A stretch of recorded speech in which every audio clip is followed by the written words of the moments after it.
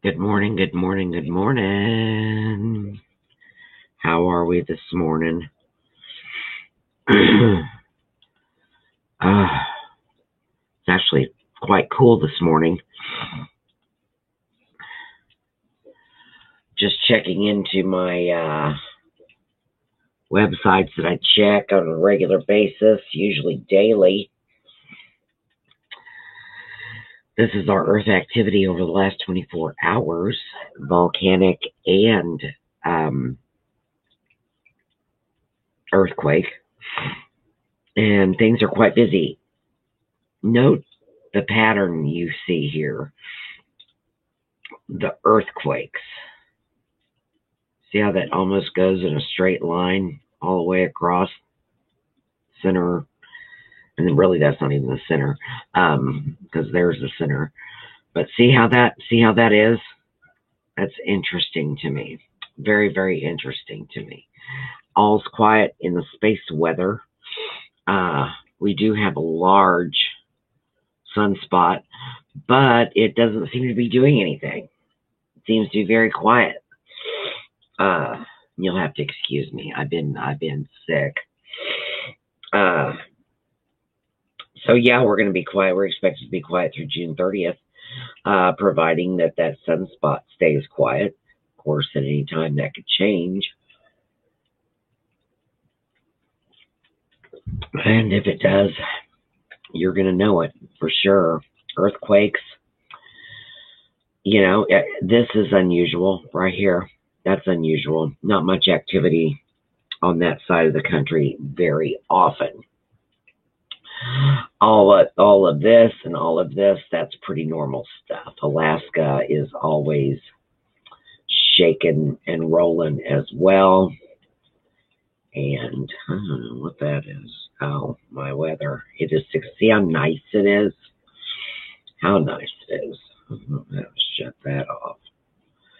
Anyway, we can pull that out. Hawaiian Islands are always shaking and rolling. Bad thing about the USGS is it literally is the USGS. I mean, it does not, I guess it picks up a few, but there are a lot of spots that it does not pick up.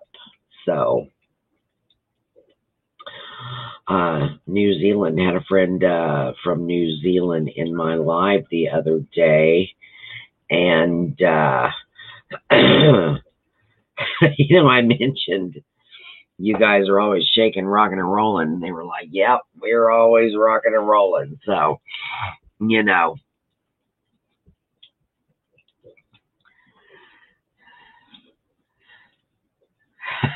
just like California. I mean, I just wouldn't live there. New Zealand is beautiful. I love that country, but I don't think I could live there. So, it's just not going to happen for me. So, I did a video yesterday about our internet is probably going to go down. I mean, it is not if, it's when, okay? And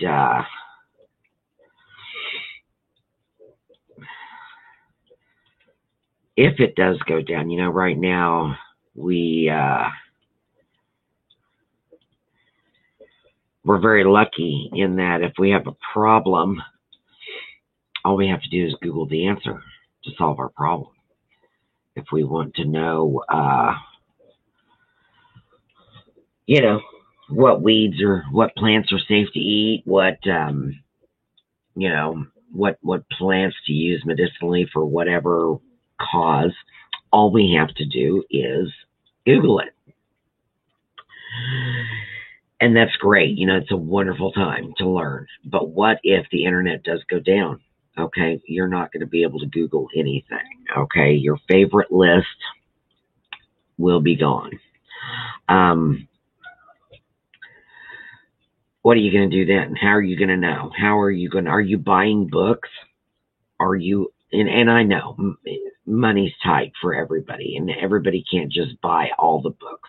And you know what? All the books aren't worth buying, to be honest, either. But let me show you what I have done and I have been keeping this book for a couple of years. It's actually getting quite full. I have a binder.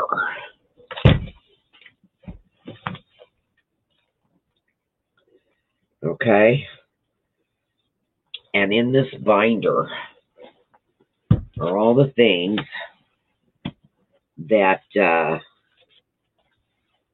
I have found reference-wise in my researching and studying over the years.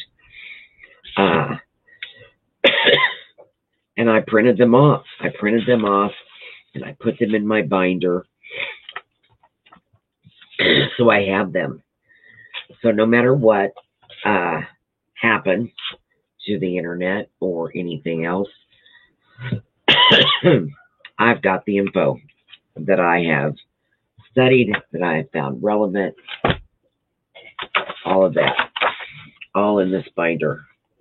Radio frequencies in the binder.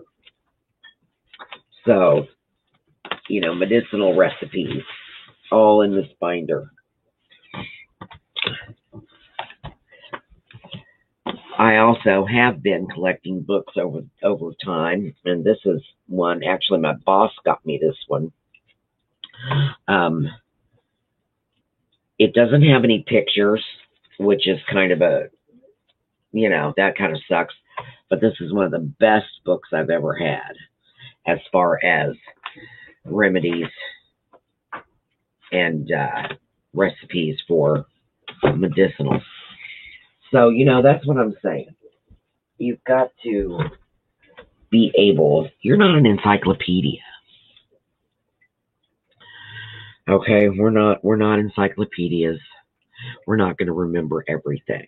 Okay, so we need to save this information in a physical form to where we can access it if, things get shut off for a minute, even if it's just for a minute. So anyway, I just wanted to touch base with you this morning, and I thank you so much for stopping in and saying hi. And anyway, Nana Prep out.